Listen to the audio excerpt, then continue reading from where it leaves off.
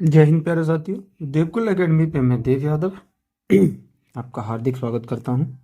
आशा करता हूं आप सभी स्वस्थ, मस्त और जबरदस्त होंगे, बेहतरीन तरीके से अपनी पढ़ाई कर रहे होंगे। रोजाना की तरह आज हम करंट अफेयर की अगस्त हमारी कंप्लीट हो गई है। अब 1 सितंबर का हम रिवीजन करने वाले हैं। 1 सितंबर की जो करंट की क्लास है उसका बेहतरीन तरीके से हम रिवीजन करेंगे। आज की क्लास में महत्वपूर्ण दिवस का टॉपिक जोड़ दिया है। जो आपके महत्वपूर्ण दिवस हैं, ठीक है, वो आज की क्लास में ऐड कर दिए हैं, तो उन्हें कराने के बाद हम करंट की क्लास पे चलेंगे। तो बिना किसी देरी के शुरुआत करते हैं आज की क्लास।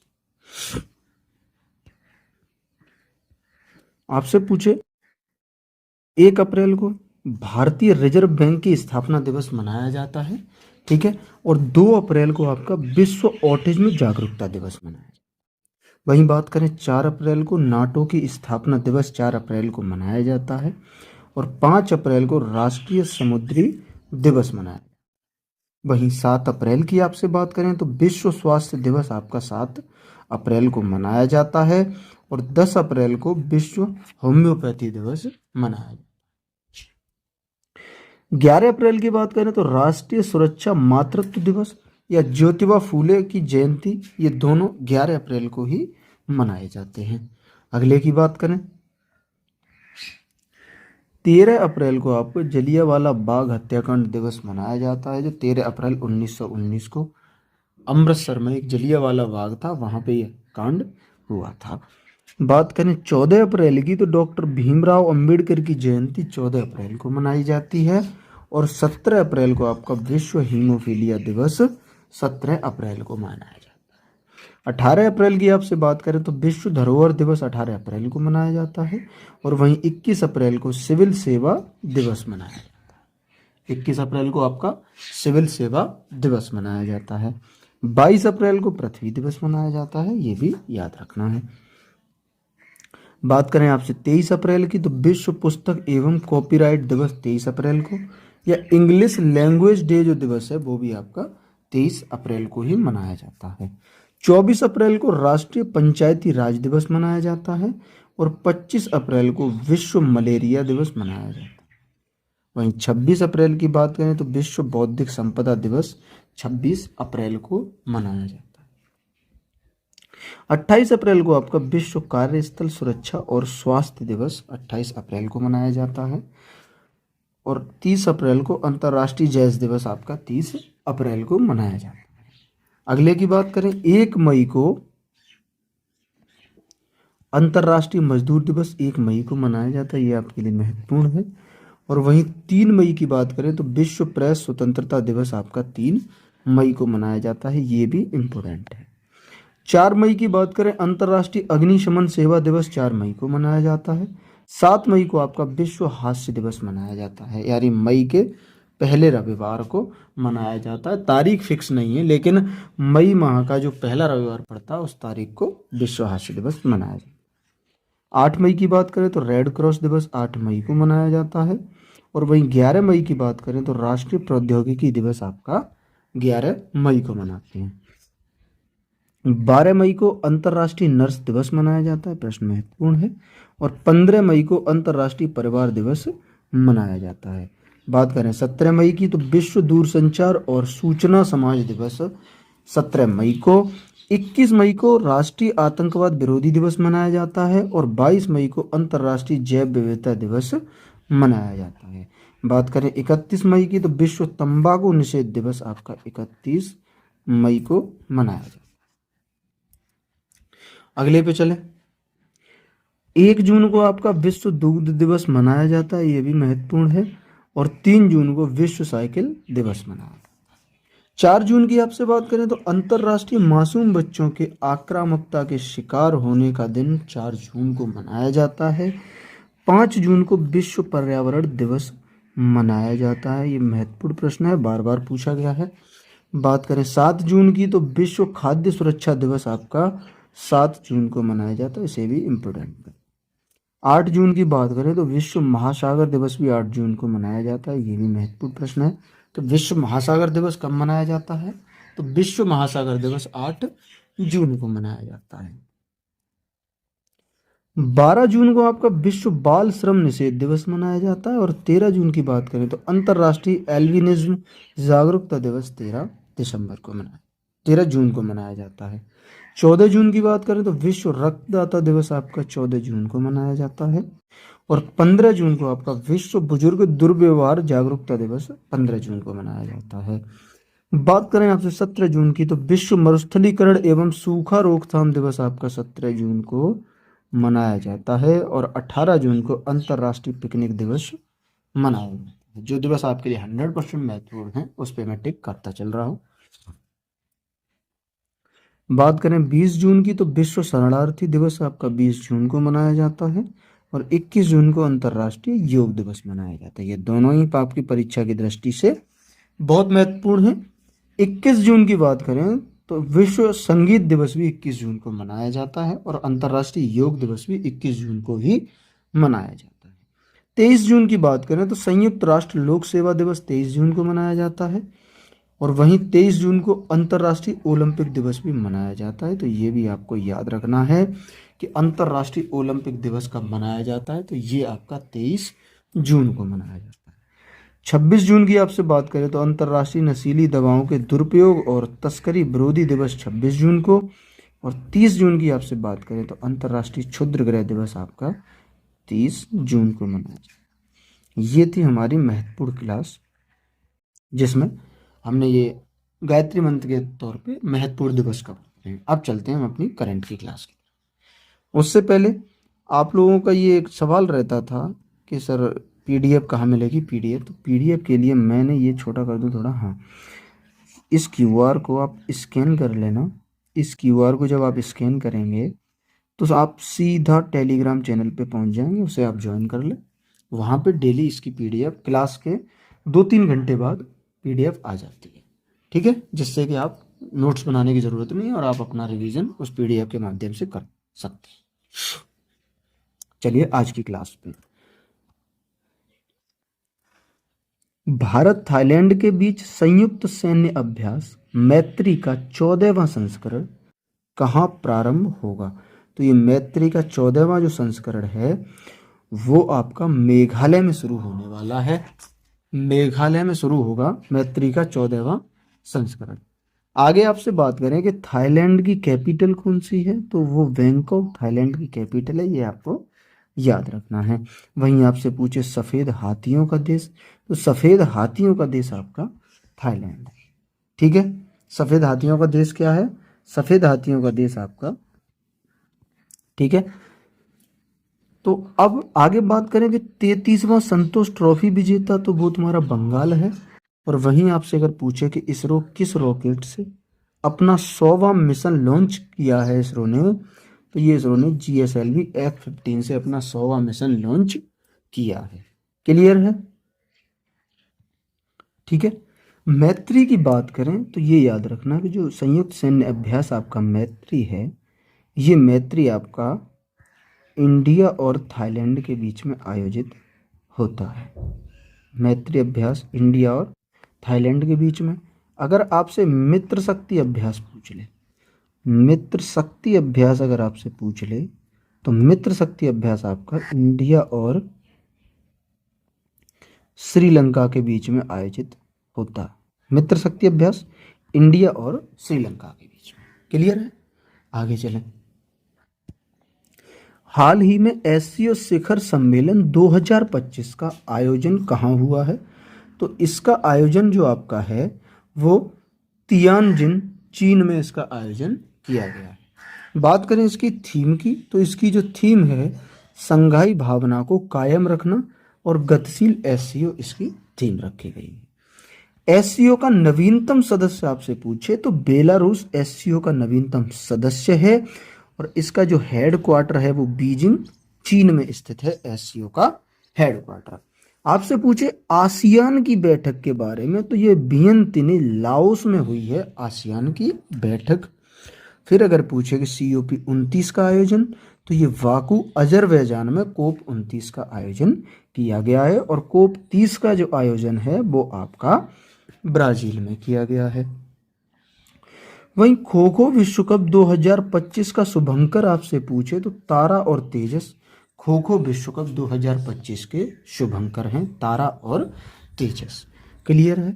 अगले की बात करें कि भारत की किस एजेंसी ने इंटरपोल के माध्यम से अपना पहला पर्पल नोटिस जारी किया है?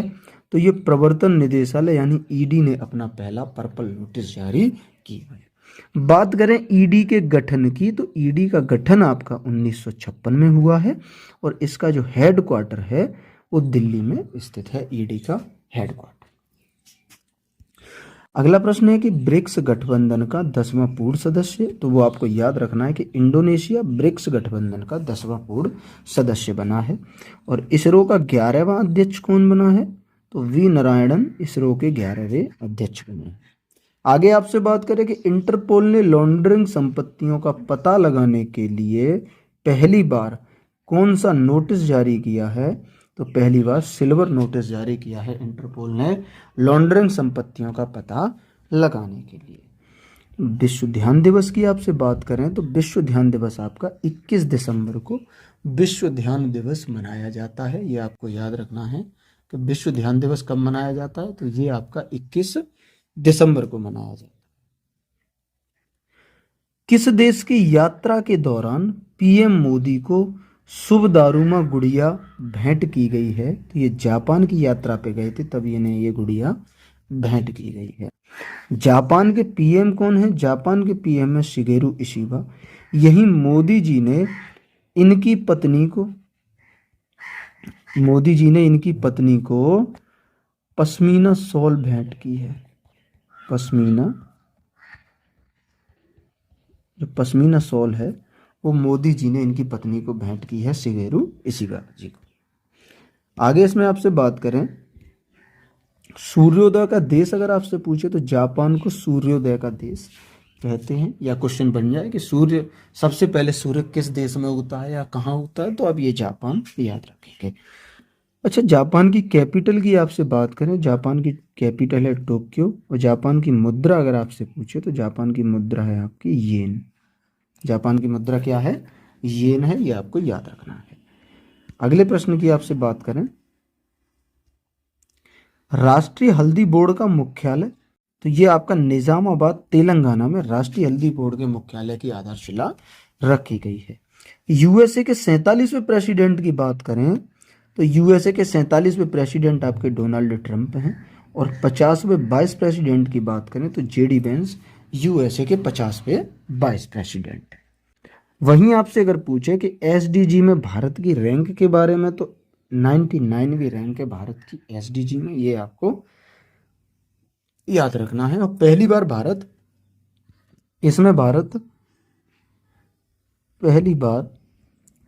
टॉप 100 में आया। ठीक है, इसलिए ये इंडेक्स महत्वपूर्ण है कि एसडीजी में भारत की रैंक कितनी है, तो वो है 99। राष्ट्रीय महिला आयोग की नारी 2025 रिपोर्ट के अनुसार भारत का सबसे सुरक्षित शहर कौन सा है? तो ये कोहिमा भारत का सबसे सुरक्षित शहर है महिलाओं के लिए। और दूसरे स्थान पे विशाखापट्टनम है आंध्र प्रदेश का। ठीक है, ये महिलाओं के लिए सबसे सुरक्षित है। फिर इसी में सबसे असुरक्षित शहर जो बताए गए हैं उसमें एक जयपुर है और एक पटना, सबसे असुरक्षित शहरों में महिलाओं के लिए। आगे आपसे बात करें कि राष्ट्रीय महिला आयोग की प्रथम हेड कौन थी, तो जयंती पटनायक राष्ट्रीय महिला आयोग की प्रथम हेड थी। और वर्तमान में जो हेड अगर आपसे पूछे तो विजया राहटकर वर्तमान में राष्ट्रीय महिला आयोग की हेड है। प्रथम हेड जयंती पटनायक थी और वर्तमान में विजया राहटकर हैं। आपसे पूछे द वर्ल्ड आफ्टर गाजा पुस्तक के लेखक कौन हैं, तो ये पंकज मिश्रा की पुस्तक है द वर्ल्ड आफ्टर गाजा। किनकी पुस्तक है, तो ये पंकज मिश्रा की पुस्तक है। अगला प्रश्न, चर्चा में रहे दुनिया के आखिरी 10 सबसे दुर्लभ समुद्री स्तनपायी वैक्टिवा पोरपोइज का संबंध किससे है? तो इनका संबंध आपका मैक्सिको से है। चर्चा में रहे दुनिया के आखिरी 10 सबसे दुर्लभ समुद्री स्तनपायी वैक्टिका पोरपोइज का संबंध मैक्सिको से। आर्थिक सर्वेक्षण 2024-25 में वित्त वर्ष 2024-25 के लिए वास्तविक जीडीपी का कितने परसेंट रहने का अनुमान है? तो ये 6.4% रहने का अनुमान है वास्तविक जीडीपी का। बात करें कर्नल सी के नायडू लाइफ टाइम अचीवमेंट पुरस्कार, ये सचिन तेंदुलकर जी को मिला है, कर्नल सी के नायडू लाइफ टाइम अचीवमेंट पुरस्कार। वहीं एक्सियोम मिशन 4 से अंतर्राष्ट्रीय अंतरिक्ष स्टेशन पर जाने वाले भारतीय अंतरिक्ष यात्री कौन होंगे? तो ये शुभांशु शुक्ला जी गए हैं और ये सफलतापूर्वक वापस भी आ गए। ये आपके लिए 100% इंपोर्टेंट प्रश्न है, ये पेपर में आएगा ये। ठीक है, अगले पे चले। किस देश की संवैधानिक अदालत ने पीएम को नैतिकता के उल्लंघन के आरोप में बर्खास्त किया है? तो ये थाईलैंड ने ऐसा किया। संवैधानिक अदालत के पीएम को, मतलब किस देश की संवैधानिक अदालत ने जो पीएम है उसके नैतिकता के उल्लंघन के आरोप में बर्खास्त कर दिया? तो वो थाईलैंड ने कर दिया है। थाईलैंड के सबसे युवा पीएम की बात करें तो ये सिनावात्रा थाईलैंड के सबसे युवा पीएम है। वहीं भारत अमेरिकी गायिका चंद्रिका टंडन के किस एल्बम को चैंट एल्बम श्रेणी में ग्रैमी पुरस्कार मिला है? तो ये त्रिवेणी एल्बम है इनकी, इन्हें इस एल्बम के लिए चैंट एल्बम श्रेणी में ग्रैमी पुरस्कार मिला है। बात करें केंद्र सरकार ने ई नाम प्लेटफॉर्म पर कौन सा फल शामिल किया है? तो इसमें ड्रैगन फ्रूट को केंद्र सरकार ने ई नाम प्लेटफॉर्म पर शामिल कर दिया। अगले की बात करें, हाल ही में चर्चा में रहे आदिवाणी का संबंध किससे है? तो ये जनजातीय कार्य मंत्रालय से इसका संबंध। आपसे पूछे भ्रष्टाचार में भारत की रैंक, तो 96 है, और अगर एसडीजी में पूछे तो 99, और भारत पहली बार टॉप 100 में शामिल हुआ है एसडीजी में। एचडीआई में पूछे तो 130 भी है। यहीं कुछ और मैं आपसे पूछ लूं, जैसे खुशहाली में आप कमेंट करके बताना खुशहाली में कितनी है। ठीक है, दूसरा आप खुशहाली हो गया आपका, ठीक, खुशहाली में बताना। भ्रष्टाचार में तो बता ही दिया, खुशहाली में आप बताएंगे, एसडीजी में बता दिया, एचडीआई में बता दिया। याद नहीं आ रहा। हाँ, ग्लोबल जेंडर गैप इंडेक्स में बताना, ग्लोबल जेंडर गैप इंडेक्स में आप बताएंगे, और फायर पावर इंडेक्स में आप बताएंगे, फायर पावर इंडेक्स में। ये सब मैं करा चुका हूँ, तो इनमें भी आप भारत की जो रैंक है वो कमेंट करके जरूर बताएंगे। देखो, कमेंट करने से ये होता है कि आपको अगर नहीं पता होगा तो आप खोजेंगे, खोज के आंसर देंगे। तो ये चीज़ें ना, जब हम किसी चीज़ की हमें क्यूरियोसिटी होती है जानने की, कमेंट करने की, तो वो हमारे दिमाग में सेव हो जाती है और हमें वो चीज़ें याद हो जाती हैं। इसलिए कमेंट जरूर करके बतानी चाहिए। ठीक है, आगे बात करें आपसे। 38वें राष्ट्रीय खेल का आयोजन ये तुम्हारा उत्तराखंड में हुआ है, और वहीं द्रौपदी मुर्मू ने राष्ट्रपति शासन कहाँ लगाया है? तो ये मणिपुर में द्रौपदी मुर्मू ने राष्ट्रपति शासन लगाया। एक और आप बताना, शांति में भारत की रैंक कितनी है? ठीक है, तो शांति वाली और कमेंट करके बताना। आगे आपसे पूछे कि टाइम मैगजीन के पर्सन ऑफ द ईयर की बात करें तो इसमें डोनाल्ड ट्रंप को चुना गया है, और वुमेन ऑफ द ईयर की अगर बात करें तो ये पूर्णिमा देवी बर्मन को टाइम मैगजीन की वुमेन ऑफ द ईयर का पुरस्कार दिया गया। आगे आपसे पूछे कि हाल ही में देश की पहली स्वदेशी टेम्पर्ड ग्लास निर्माण सुविधा का उद्घाटन कहाँ हुआ है? तो ये तुम्हारा नोएडा में इसका उद्घाटन हुआ। इसे लॉन्च किसने किया है? तो अश्विनी वैष्णव जी ने इसे लॉन्च किया।